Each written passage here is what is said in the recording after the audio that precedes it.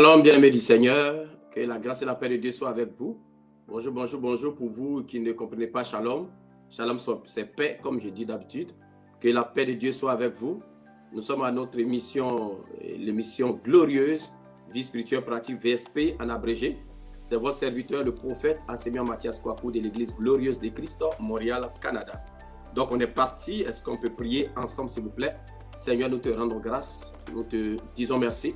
Prends tout le contrôle. Saint-Esprit, guide-nous, lead-nous, enseigne-nous, donne-nous la connaissance. Merci pour tout. Conduis-nous au nom de Jésus-Christ. Amen. Donc, que Dieu vous bénisse, que la paix de Dieu soit avec vous.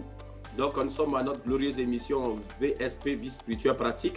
Plus on avance, plus nous gagnons en notoriété et plus nous gagnons aussi en témoignage. Et vraiment, il y a beaucoup de témoignages. Comme une collègue de travail, elle dit il y a beaucoup de témoignages. Vraiment, et c'est tellement glorieux. En tout cas, ça me donne non pas envie, mais ça me donne beaucoup plus d'entrain et ça me permet d'aller beaucoup plus en profondeur dans ce que nous faisons. C'est pourquoi nous avons commencé une émission extrêmement importante. Je dirais que c'est vraiment le nœud de notre vie spirituelle. Comment étudier la parole de Dieu, la comprendre et puis l'appliquer. Parce qu'il ne s'agit pas seulement d'étudier, mais il faut étudier, il faut la comprendre, il faut l'appliquer. Il faut la lire, il faut la comprendre, il faut l'appliquer. Il faut la méditer, la comprendre, l'appliquer. Pourquoi nous avons pris l'étude? Parce qu'il y a trois choses ici, mais l'étude est comme centrale. Et l'étude va nous permettre d'aller chercher les ingrédients de la parole et puis de l'appliquer. Donc quand je parle d'étude ici, ça ne veut pas dire que c'est l'étude seulement qu'il faut faire. Vous allez voir, nous allons commencer à donner la différence entre la lecture, l'étude et la méditation de la parole de Dieu. La fois dernière, nous avons fait l'introduction. Donc aujourd'hui, nous allons commencer, nous allons rentrer dans le vif du sujet. Et aujourd'hui, nous commençons vraiment la véritable première émission de ce glorieux thème, comment étudier la parole de Dieu, la comprendre et l'appliquer. Et l'appliquer à nos réalités contemporaines. Bien-aimés du Seigneur, il y a une différence entre la lecture, il y a une différence entre l'étude de la parole et il y a une différence entre la méditation. Et donc, bien-aimés, ce que nous sommes en train de faire, c'est tellement important que je vous vraiment interpelle de suivre véritablement, d'aller point par point et de pouvoir prendre note. Aujourd'hui, nous allons voir uniquement que la lecture de la parole de Dieu. Parce que beaucoup pensent que la lecture de la parole de Dieu est une activité simple. Mais d'entrée de jeu, je vous dis que la lecture de la parole de Dieu n'est pas une activité aussi simple que tu le penses. Parce qu'en fait, tu fais ça de manière lapidaire. Donc, comme tu fais ça de manière lapidaire, ça devient pour toi comme une activité simple, mais elle n'est pas simple. Vous allez voir quand nous allons rentrer dans les profondeurs pour comprendre comment est-ce qu'il faut lire la parole de Dieu, quels sont les préalables, qu'est-ce qu'il faut avoir comme élément majeur pour que la parole de Dieu que tu vas lire puisse être profitable pour toi, tirer le meilleur de Dieu et pour que tu puisses avancer dans ta vie spirituelle. Et comment comprendre à partir de ce point de la lecture de la parole de Dieu, comprendre la différence avec l'étude et comprendre la différence aussi avec la méditation. Parce que les trois sont très différentes, mais elles sont complémentaires et elles sont importantes. Et donc, bien-aimés du Seigneur, nous sommes partis pour aujourd'hui. Regardez, lorsque nous partons, on voit aujourd'hui, je vous ai dit, on va voir aujourd'hui uniquement que la lecture de la parole de Dieu. Quand nous lisons la parole de Dieu, nous sommes dans 1 Timothée chapitre 3, verset 16 à 17, et 2 Timothée du moins, nous sommes dans 2 Timothée chapitre 3, verset 16 à 17. La Bible nous dit que toute écriture est inspirée de Dieu et utile pour enseigner, pour convaincre, pour corriger, pour instruire dans la justice, afin que l'homme de Dieu soit formé et équipé pour toute bonne œuvre. Donc, toute écriture, tout ce qui est écrit, c'est-à-dire la parole de Dieu, quand on parle de l'écriture, c'est la parole de Dieu. Donc, la parole de Dieu, Dieu nous dit ici que c'est inspiré, donc par la bouche de Paul, c'est inspiré de Dieu et utile pour enseigner, pour convaincre, pour corriger, pour instruire. Vous voyez, pour enseigner, pour convaincre, pour corriger, pour instruire dans la justice, et afin que l'homme de Dieu soit formé, équipé pour toute bonne œuvre. Donc, quand Paul a cette révélation et qu'il nous parle, bien-aimés du Seigneur, nous devons prendre ça très au sérieux. Et donc, que ce soit la lecture de la parole de Dieu, que ce soit l'étude de la parole de Dieu, que ce soit la méditation de la parole de Dieu, les trois sont extrêmement importantes et il n'y a aucune des activités qui est plus importante que l'autre, mais chacune produit un fruit différent des autres. Vous allez voir que la lecture de la parole de Dieu, c'est la base de la connaissance de Dieu. L'étude de la parole de Dieu, c'est médium pour la connaissance de Dieu et la compréhension et l'application de la parole. Et la méditation, c'est vraiment large. C'est la taille, la size large pour comprendre, connaître Dieu, comprendre et appliquer. Donc, c'est de manière progressive que nous allons partir. Lecture, étude et méditation. Bien-aimés du Seigneur, l'Ancien Testament parle de Jésus-Christ, mais Jésus-Christ est voilé à l'intérieur de l'Ancien Testament. Et le Nouveau Testament parle de manière claire, limpide. Jésus-Christ est dévoilé. Donc, pour commencer une bonne lecture de la parole de Dieu, il faut d'abord savoir que l'Ancien Testament, que ce soit de Genèse jusqu'à Malachie, parle de Jésus, mais Jésus est caché. Donc, Jésus ne peut pas être vu et connu véritablement par l'Ancien Testament. Et c'est le Nouveau Testament qui nous dévoile Jésus-Christ, parce que notre vie, nous avons été sauvés par Jésus-Christ, et Jésus-Christ est notre Seigneur. Bien-aimé du Seigneur, donc, le Nouveau Testament a dévoilé Jésus-Christ. Le Nouveau Testament nous montre clairement Jésus-Christ. Donc, la lecture de la parole de Dieu part par là déjà. Donc, en tant que si tu es un nouveau chrétien, tu ne peux pas d'abord commencer la parole de Dieu par l'Ancien Testament, parce que tu ne comprendras jamais rien. Je vois de nouveaux chrétiens qui sont dans l'Ancien Testament, ils ne comprennent pas, ils voient un Dieu qui se met en colère, ils voient un Dieu qui frappe, ils voient un Dieu qui corrige et ils sont découragés, ne peuvent plus avancer. C'est pourquoi vous qui encadrez les âmes, n'allez pas avec les nouveaux chrétiens par l'Ancien Testament d'abord. C'est le Nouveau Testament qu'il faut pour le nouveau chrétien. Toi qui as avancé dans la foi aussi, il faut avoir une bonne connaissance du Nouveau Testament et aussi aller dans l'Ancien Testament. Très important. Donc, la lecture de la parole de Dieu n'est pas une activité simple. C'est une activité de l'intelligence, c'est une activité de l'esprit. Donc, tu ne peux pas aller lire la parole de Dieu comme ça, comme tu veux. Non, il faut avoir des prérequis. Donc, les premiers prérequis que je te donne, c'est que l'Ancien Testament voile Jésus-Christ. Jésus-Christ est caché dedans. Quand on parle du tabernacle de Moïse, c'est l'Ancien Testament. C'est Jésus qui est caché dedans. Donc, le nouveau chrétien, le chrétien moyen, ne peuvent pas voir au travers de l'Ancien Testament, en fait, l'œuvre de rédemption de Jésus-Christ, l'œuvre de rachat de Jésus-Christ. Donc, il faut commencer toujours par le Nouveau Testament pour avoir vraiment une assise. Donc, on continue. Maintenant, la lecture de la parole de Dieu, le grec nous dit, par exemple, la lecture, c'est anagnosis. Anagnosis veut dire connaissance, savoir. Donc, la lecture de la parole de Dieu, c'est aller chercher la connaissance et le savoir. Déchiffrer ce qui est écrit. Vous voyez, déchiffrer ce qui est écrit, avoir la connaissance de ce qui est écrit. Parce que, regarde, je vais faire un exemple. Voici ma Bible qui est là. Excusez-moi. Voici ma Bible. Donc, c'est la vie de Dieu qui est à l'intérieur. Donc, quand je parle de lecture, il faut que j'ouvre ma parole, je choisisse un verset biblique et je commence à lire. Donc, la lecture va me donner des informations sur le texte que j'ai choisi.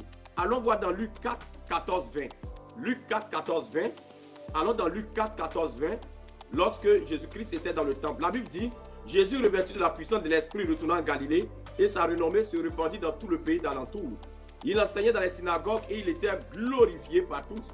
Il se rendit à Nazareth où il avait été élevé et selon sa coutume, il entra dans la synagogue le jour du sabbat. Il se leva pour faire la lecture. Nous sommes dans Luc 4, 18 à 20 et 14 à 20. Vous voyez, la Bible dit quoi? La Bible dit, il enseignait dans la synagogue, il était glorifié par tous. Verset 16, il se rendit à Nazareth où il avait été élevé selon sa coutume. Il entra dans la synagogue et regardez ce qui va se passer le jour du sabbat. Il se leva pour faire la lecture. Vous allez voir la lecture, quelle est la conclusion d'une lecture. Vous allez voir quand Jésus-Christ a fini de lire, la Bible dit qu'il a fermé le rouleau. Donc la lecture, en fait, c'est ça. Tu vas chercher l'information qui est écrite dans le texte. C'est différent de l'étude où tu vas aller chercher les définitions, tu vas aller chercher à comprendre les contextes, tout. Ça, c'est l'étude, ce n'est pas la lecture. Continuons le texte de Jésus dans Luc 4. Nous sommes rendus au verset 17 maintenant. Et on lui remis le livre du prophète Ésaïe, l'ayant déroulé. Vous voyez, la lecture commence par dérouler. C'est-à-dire qu'il faut ouvrir la Bible. Tu l'ouvres. Il trouve l'endroit où il était écrit. L'Esprit du Seigneur est sur moi parce qu'il m'a oint pour annoncer une bonne nouvelle aux pauvres. Il m'a envoyé pour guérir ceux qui ont le cœur brisé, pour proclamer aux captifs la délivrance, aux aveugles, le recouvrement de la vue, pour envoyer libre les opprimés, pour publier une année de grâce du Seigneur. Regardez le verset 20. Ensuite, il roula le livre et le remit au serviteur parce qu'il a fini de lire. Vous voyez, c'est ça la lecture. Alors que l'étude de la parole de Dieu commence par la lecture avant l'étude. Vous voyez, c'est ça. Dans l'étude, il y a la lecture. Mais dans la lecture, il n'y a pas d'étude ni de méditation. Vous voyez déjà, les différences commencent. Même si on va aller différent par différent à chaque émission. Donc, la lecture de la parole de Dieu, ça allait chercher un texte biblique et commencer à décrypter ce qui est dedans, commencer à déchiffrer ce qui est dedans et aller de l'avant. Ça s'arrête là. 1 Timothée chapitre 4 verset 13. Jusqu'à ce que je vienne, applique-toi à la lecture, à l'exhortation et à l'enseignement. Donc, la lecture n'est pas une activité simple comme tu le penses. Paul dit à Timothée de s'appliquer à la lecture. Donc, tu dois t'appliquer à la lecture de la parole de Dieu. Puisque la lecture de la parole de Dieu est le point de départ de la connaissance de Dieu. Si tu veux avoir la connaissance de Dieu, avoir la connaissance de l'identité de Dieu et avoir la connaissance de ta propre identité, parce que l'identité de l'homme se trouve aussi dans la parole de Dieu. Bien-aimé du Seigneur, il faut t'appliquer.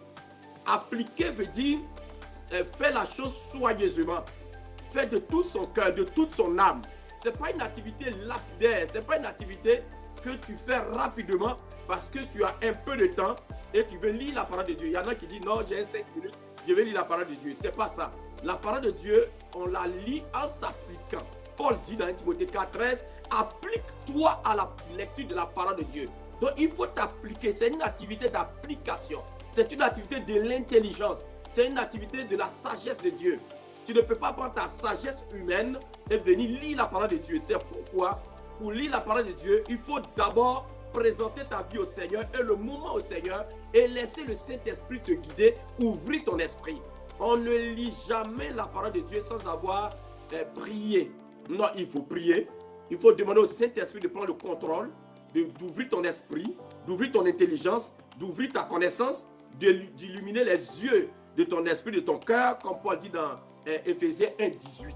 Donc, avant la lecture de la parole de Dieu, il faut prier, il faut recommander ta vie au Seigneur, recommander la portion d'écriture que tu vas lire, de telle sorte que le Saint-Esprit puisse t'expliquer et te permettre de comprendre ce que tu es en train de lire et encore plus te donner aussi des textes parallèles dans lesquels les textes parallèles que tu vas aller lire et ça va venir aider ce que tu es en train de faire.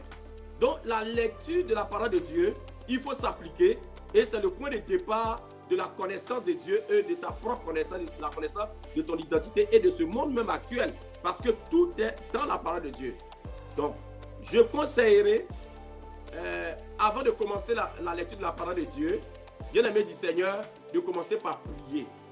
Prie d'abord pour que le Saint-Esprit puisse ouvrir ton esprit pendant la lecture. Donc, la lecture de la parole de Dieu n'est pas un passe-temps. Non, on ne la fait pas dans notre temps libre. Non, on choisit des temps. Il faut s'appliquer, il faut être régulier dans la lecture de la parole de Dieu. La lecture de la parole de Dieu est le point de départ de la connaissance de Dieu. La lecture de la parole de Dieu, c'est se connecter à Dieu, se connecter au Saint-Esprit, se connecter aux réalités du royaume. La lecture de la parole de Dieu fortifie l'esprit. La lecture de la parole de Dieu fortifie l'esprit. La lecture de la parole de Dieu combat les mauvaises pensées. Lorsque vous êtes, les mauvaises pensées vous assaillent, allez-y pour la parole de Dieu, commencez à lire et ramenez toutes les pensées captives à l'obéissance de Christ. C'est-à-dire, faites toutes les pensées, pendant que vous lisez la parole de Dieu, faites toute pensée prisonnière et amenez ces pensées à obéir à Christ. Donc la parole de Dieu fortifie l'esprit. La parole de Dieu, la lecture de la parole de Dieu fortifie l'esprit.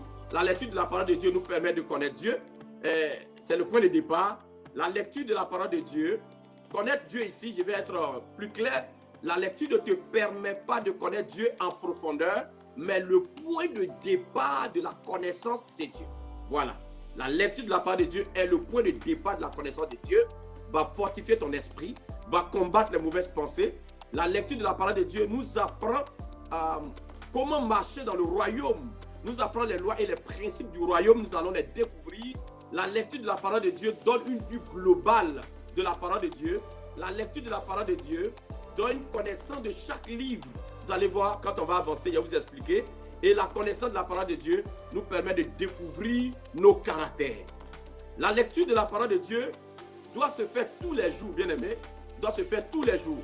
Mais si un jour tu n'as pas pu lire la parole de Dieu, parce que tu étais beaucoup trop occupé, bien aimé, nous ne sommes pas des pharisiens, on ne va pas s'en faire.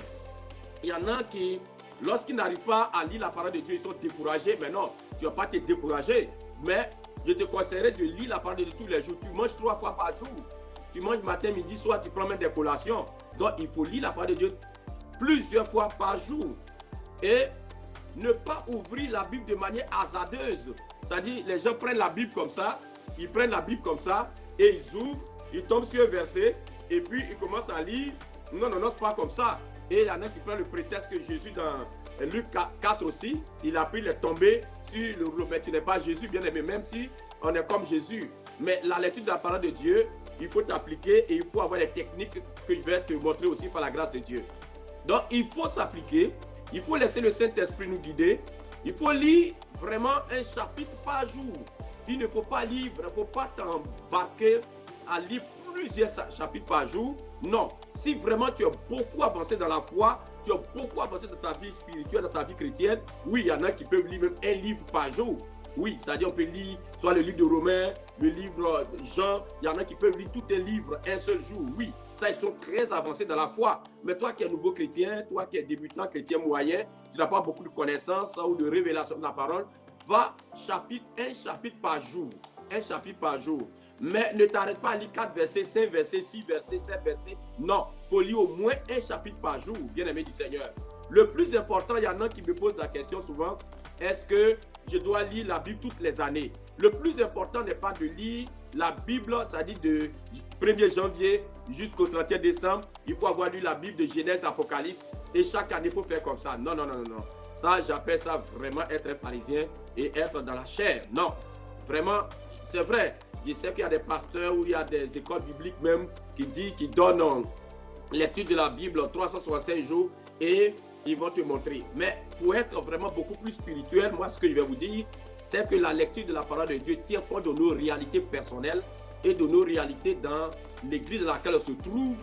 C'est ça, c'est très important parce que l'église a une vision. Et si tu es dans cette église, c'est que le Seigneur voudrait effectivement que tu puisses poursuivre et épouser la vision de l'église. C'est ce qui me plaît beaucoup au niveau de, comment on appelle, des messagers de bonne nouvelle de l'église glorieuse de Christ. Les femmes, c'est le nom des femmes de l'église glorieuse de Christ. Les messagers de bonne nouvelle méditent la parole de Dieu chaque lundi, chaque mardi et chaque jeudi. Et elles prennent pour appui ce que nous sommes en train de développer. Souvent, elles ne vont pas au-delà. Actuellement, on est en train de développer le Saint-Esprit. Elles sont dans le livre des Actes des Apôtres. Très important de suivre le mouvement de l'Esprit dans l'Église. Donc, il ne faut pas aller lire la parole de Dieu comme ça, comme si vraiment tu n'as pas de guide. Non. Il faut voir tes besoins. Il faut voir aussi comment l'Église dans laquelle tu es aussi avance. C'est très important. Et quand tu vas à l'échelle de tes besoins personnels, tu peux aller lire des textes, effectivement, même si l'Église n'est pas en train de développer cela, mais tu vas aller lire des livres qui vont te permettre aussi individuellement de pouvoir avancer dans ta foi. Et donc, pour pouvoir faire une bonne lecture de la parole de Dieu, il faut avoir une vue panoramique sur toute la Bible. Très important, parce que je suis en train d'enseigner, de donner les outils, que ce soit aux nouveaux chrétiens, aux chrétiens moyens et à tout le monde. Et donc, il faut savoir, il faut avoir une vue panoramique sur toute la parole de Dieu pour faire une bonne lecture et pour connaître tes besoins. La Bible a 66 livres. La Bible a 66 livres divisés en 2 grandes parties qu'on appelle l'Ancien Testament et le Nouveau Testament. Très important, il faut commencer la lecture de la parole de Dieu par le Nouveau Testament, comme je vous ai dit. Et je vous conseillerais de commencer par le Nouveau Testament et particulièrement par le livre de Jean. Pourquoi le livre de Jean? Ça dit ça fait partie des 4 évangiles. Le livre de Jean parce que Jean va te présenter l'amour de Jésus-Christ. Ce qui fatigue les chrétiens, c'est de découvrir un Dieu qui frappe, un Dieu qui a l'air d'être méchant d'après eux dans l'Ancien Testament. Mais l'Ancien Testament, il n'y avait pas de Saint-Esprit, il n'y avait pas Christ qui était mort, il n'y avait pas de rédemption en Christ. Chacun devait se débrouiller pour pouvoir connaître Dieu. Et donc, c'était la loi du mérite. Mais le Nouveau Testament, ce n'est pas la loi du mérite. C'est la loi où Christ est mort à la croix pour nous délivrer et pour nous racheter de nos vaines manières de vivre. Et donc, Jean va te présenter dans son livre, dans le Nouveau Testament, le 4e évangile, Matthieu, Marc, Luc et Jean. Jean va te présenter l'amour de Christ. L'amour de Christ. Donc, commencez à lire la parole de Dieu. Vous qui encadrez les âmes, amenez les âmes à commencer à lire la parole de Dieu, les 66 livres, par toujours le livre de Jean, très important, qui découvre l'amour de Dieu, qui découvre comment Jésus-Christ est amour, comment il est venu sauver. C'est dans le livre de Jean, Jean 3, 16, que la Bible dit, Dieu a tant aimé le monde qu'il a donné son Fils unique, afin que quiconque croit en lui ne périsse point ait la vie éternelle. C'est le livre de Jean qui nous parle de Jean 16, 8, que quand le Saint-Esprit viendra, va convaincre le monde du péché, de justice et du jugement, dans l'esprit de conviction par le Saint-Esprit. Jean nous explique beaucoup la venue du Saint-Esprit. Il y a plein de choses dans la Bible écrites par Jean. Donc, très important de commencer par là. Donc, 66 livres divisés en deux. Ancien Testament, il y a 39 livres et Nouveau Testament, il y a 27 livres. Il faut comprendre cela. Je vais vite, mais comme c'est enregistré, tu prendras ton temps après, t'assois et écris. Donc, allons dans l'Ancien Testament d'abord. Dans l'Ancien Testament, il y a 39 livres. Dans les 39 livres, il faut savoir, parce que tu auras des besoins. Comment est-ce que, quand tu veux lire la parole de Dieu, tu peux aller dans un livre? Il faut savoir comment c'est découpé. Cette émission-là va tellement te bénir, vie spirituelle pratique. À partir d'aujourd'hui, tu ne manqueras pas de pouvoir aller lire la parole de Dieu en n'ouvrant pas, en ne cherchant pas par hasard, mais selon tes besoins bien ciblés, aller chercher un verset biblique. Dans les 39 livres de l'Ancien Testament, il y a 5 livres qu'on appelle les livres de la loi, les livres du Pentateuque. On appelle Pentateuque. Penta, c'est 5.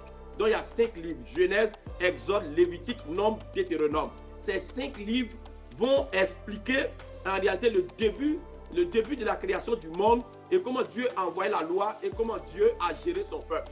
Très important. Donc, si tu as un texte à méditer ou tu veux connaître les lois, comment Dieu a envoyé les lois, tu vas aller dans Exode, les lois au niveau, par exemple, de comment on célèbre les cultes, tout, tu vas aller dans Lévitique.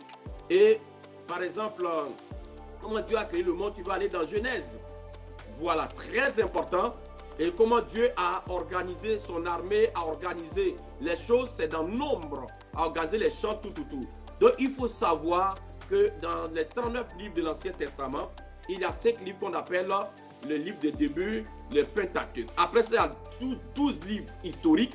Quand on parle de livres historiques, nous avons Josué, Juge, Ruth, 1 Samuel, 2 Samuel, 1 Roi, 2 Rois, 1 Chronique, 2 Chroniques, Esdras, Néhémie et Esther. Les livres historiques, ça va parler des histoires des gens. Quand on parle de Josué, ça va parler de l'histoire de Josué, l'histoire de la conquête de Canaan. Juge, ça va parler de l'histoire des juges, comment ils ont géré Israël. Quand on parle de Ruth, ça va parler de l'histoire de Ruth. 1 Samuel, 2 Samuel, ça va parler du prophète Samuel. Quand ça va parler, et voilà, quand on parle de 1 roi, 2 rois, ça va parler des rois. Le roi David, le roi Salomon, Josias, le roi, tout ce qui est roi. Quand on parle de chronique, c'est aussi le chronique des rois. Ça va parler aussi des rois. C'est un livre complémentaire au livre de 1 roi et 2 rois. 1 chronique, 2 chroniques. Esdras, tout ça, ça va parler d'Esdras qui était à la captivité, qui est venu pour aussi rebâtir les murailles. Néhémie aussi, même chose comme Esdras. Et Esther, l'Holocauste des Juifs, comment est-ce que l'histoire d'Esther, comment Esther a fait pour éviter cela. Donc, quand tu as des besoins à ce niveau, tu veux connaître l'histoire des gens, l'histoire d'Israël et tout, va dans les livres historiques. Maintenant, il y a 5 livres poétiques, des livres de sagesse. Et donc, si tu veux de la sagesse, tu veux avoir de la sagesse, tu vas aller dans Job, tu vas aller dans Psaume, tu vas aller dans Proverbes, dans Ecclésiaste, dans Cantique des Cantiques. Donc, c'est ça. Donc, regarde, selon les besoins, tu vas aller choisir le livre et tu commences à lire. Voilà. Maintenant, les livres prophétiques. Les livres prophétiques, il y a 5 grands prophètes et il y a 12 petits prophètes. Quand on parle de petits prophètes, c'est pas parce qu'ils étaient petits en connaissance, petits dans la grandeur de leurs livres. Dans les 5 livres prophétiques, il y a Ésaïe, Jérémie, Lamentation de Jérémie, Ézéchiel et Daniel. Les 12 petits prophètes, c'est-à-dire les petits livres, il y a Osée, Joël, Amos, Abdias, Josias, Michée, Naoum, Habakkuk, Sophonie, Agé, Zacharie, Malachi. Donc, si tu veux avoir une orientation, par exemple, comment Dieu dirige prophétiquement son peuple, tu vas aller prendre les livres prophétiques. Tu veux connaître à peu près comment Dieu a géré Israël avec les prophètes, comment les prophètes ont annoncé, comment on appelle, la venue de Christ, Isaïe, tout ça, les Zacharie, tout le monde a annoncé. Bien-aimé du Seigneur, tu veux savoir, par exemple, comment est-ce que Dieu a prophétisé pour effacer, éliminer le péché des gens, tout, et comment Dieu oriente son peuple pour quitter le péché et pour l'aimer et pour l'adorer plus. Tu vas aller dans les livres prophétiques. Donc tu vois, il faut comprendre, il faut connaître ces découpages de l'Ancien Testament pour pouvoir bénéficier du meilleur qui est en Dieu. Il y a 27 livres dans le Nouveau Testament. Et les 27 livres, il y a 4 évangiles. Il y a c'est aussi des livres historiques au niveau des évangiles, puisque ça parle de l'histoire de Jésus. Les 4 évangiles parlent de l'histoire de Jésus. Celui qui veut connaître Jésus, il faut lire les 4 évangiles. Tu vas voir le ministère public de Jésus. Tu vas voir comment Jésus-Christ a guéri les malades, a ressuscité les morts, comment il a, comment on appelle, avancé dans l'amour, dans tout ce qu'il a fait, partage du pain, de la parole, de tout. Va dans les évangiles pour connaître Jésus. Tu ne peux jamais aller lire l'Ancien Testament, lire les livres comme ça et connaître Jésus véritablement. Va dans les 4 évangiles. 4 évangiles, Matthieu, Marc, Luc, Jean, ça parle uniquement que de Jésus, les 4 évangiles. Et après les 4 évangiles, tu vas dans Actes des apôtres. Si Actes des apôtres va te parler de l'histoire de l'Église et du Saint-Esprit. Tous ceux qui veulent être remplis du Saint-Esprit, qui veulent opérer dans le surnaturel, lisez Actes des apôtres. C'est un livre que je lis chaque année plusieurs fois parce que je veux opérer dans le surnaturel. Tous ceux qui veulent opérer dans le surnaturel, tous ceux qui veulent être remplis du Saint-Esprit, tous ceux qui veulent connaître l'histoire de l'Église, vous partez lire Actes des apôtres. Donc vous voyez que vous avez de la matière dans vie spirituelle pratique, à prendre votre Bible et vous-même aller chercher à lire. Vous ne pouvez plus ouvrir la Bible, sonner par hasard. Non, ça ne marche pas. Aussi, il y a 13 livres de Paul. Les 13 livres de Paul, on appelle ça lettres, épîtres. Tu vas voir épîtres ou lettres. Et donc, on parle de Romains, on parle de 1 Corinthiens, 2 Corinthiens, Galates, Éphésiens, Philippiens, Colossiens, Thessaloniciens, 1 Thessaloniciens, 2 Thessaloniciens, 1 Timothée, 2 Timothée, Tite et Philémon. Donc, c'est très important quand vous allez lire les épîtres de Paul, vous allez voir comment Paul, les églises étaient organisées. Vous allez voir, Paul va te parler dans Romains, par exemple, de la grâce. Si tu veux connaître la grâce de Dieu, va lire le livre de Romains. Va lire le livre de Romains, tu vas connaître qu'est-ce que c'est que la grâce en Jésus-Christ. C'est le livre de Romains. Si tu veux connaître comment est-ce que des gens sont remplis des dons de l'esprit, mais peuvent devenir charnels, c'est ça. Toi, il faut être rempli pour ne pas devenir charnel. Il faut aller lire 1 Corinthiens, 2 Corinthiens. Ça va te parler de la Sainte Seine si tu veux connaître tout ça. Donc, tu vas dans 1 Corinthiens, 2 Corinthiens. Galates aussi va t'expliquer, par exemple, comment est-ce que des chrétiens commencent et peuvent finir par la chair. Attention. Et tu peux aller voir aussi dans Galates comment est-ce que Dieu nous a libérés par Jésus-Christ. Il n'y a plus de malédiction sur notre vie. Galates. Éphésiens, tu vas voir comment en Jésus-Christ nous sommes bénis et nos œuvres sont en lui. Philippiens, tu vas voir comment on appelle, combien de fois Dieu va nous parler de la paix dans Philippiens. Quand tu prends Philippiens 4, Dieu va nous parler d'un certain nombre de choses. Oh mon Dieu, notre temps est tellement court, je vais vite, mais vous allez beaucoup retenir aussi, vie spirituelle pratique. C'est puissant, c'est glorieux. Colossiens, vous allez voir l'œuvre de rédemption de Jésus-Christ à la croix. Combien de fois les dominations ont été vaincues par Christ. Christ nous a délivrés, tout.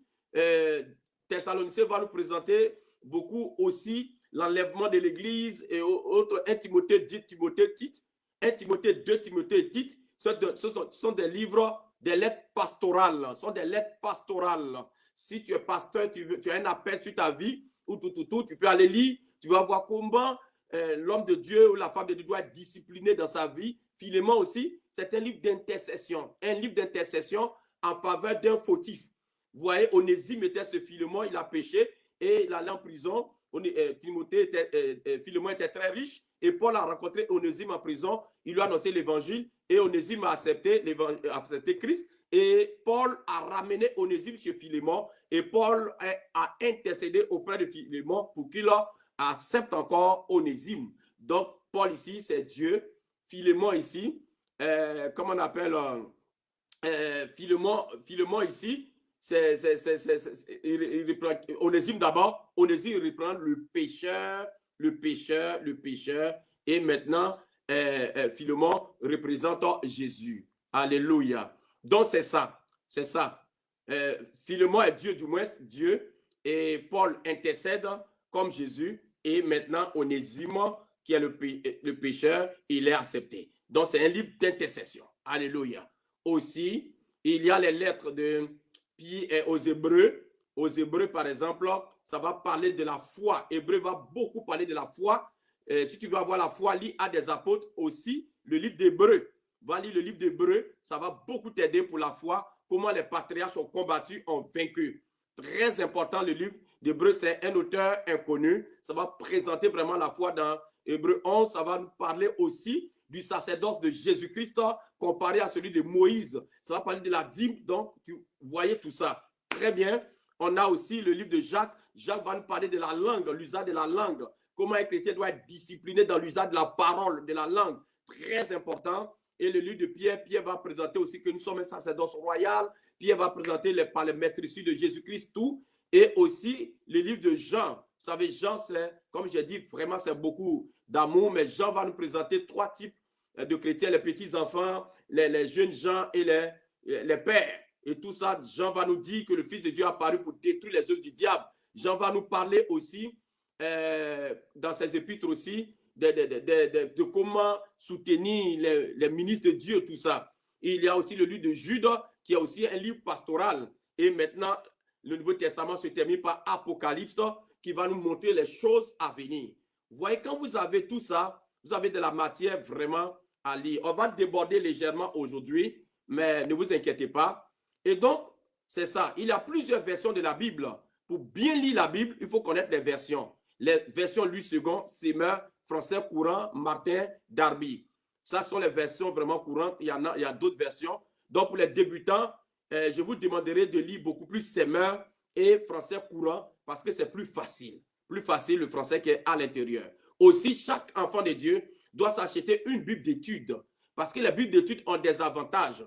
Les avantages, c'est qu'il y a des cartes à l'intérieur, les cartes d'Israël, cartes de missions de Paul, tout. Il y a des voyages missionnaires de Paul, il y a des concordances bibliques, il y a des études, des guides d'études, il y a des avant-propos, des commentaires de celui qui a écrit, il y a l'index des tableaux, il y a des tableaux comparatifs dedans, il y a des remarques personnelles du commentateur. Donc, chaque enfant de Dieu, même si tu as 1 jour, 2 jours, 3 jours, tu dois avoir une Bible d'études.